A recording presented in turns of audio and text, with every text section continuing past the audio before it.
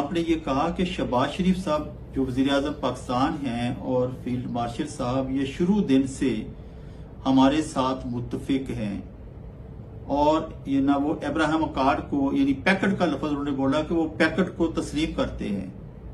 آپ اس پہ کیا کہیں گے سر؟ جوش صاحب اب یاد ہونا چاہیے جو بڑی باتیں تھیں عمران خان کے بارے میں، تو یہ اس کے بعد یہ تو دھوئی گئی کہ عمران خان صاحب ٹرمپ سے مدد چاہتا ہے، یہودی ایجنٹ کے نعرے، اس طرح کی بڑی باتیں، ہر ہم کہتے تھے کہ ایسا سوال ہی پیدا نہیں ہوتا۔ عمران خان سوٹ نہیں کرتا پوری دنیا کو، اب تو باتیں کھل کے آ چکی ہیں کہ عمران خان سوٹ نہیں کرتا پوری دنیا کو، پوری ایون مسلم امم بھی آپ شامل کر لیں اس بات کو۔ وجہ کیا ہے؟ اور اس کے حوالے سے بہت سے لوگوں نے باتیں کی، اور میں بھی یہ کہہ رہا تھا کہ جس طرح ایران یہاں کھڑا ہے اس سارے معاملے میں، کوئی اور دوسرا ملک کھڑا نہیں ہونا چاہتے، اور سب سے زیادہ ڈر اگر اسرائیل کو کسی ملک سے ہے وہ پاکستان کو۔ انہوں نے پاکستان کو انگیج کرنا تھا، وہ پاکستان کو میں سمجھتا ہوں انگیج کر گئے، لیکن یہ اکارڈ والی اچھی بات ہے۔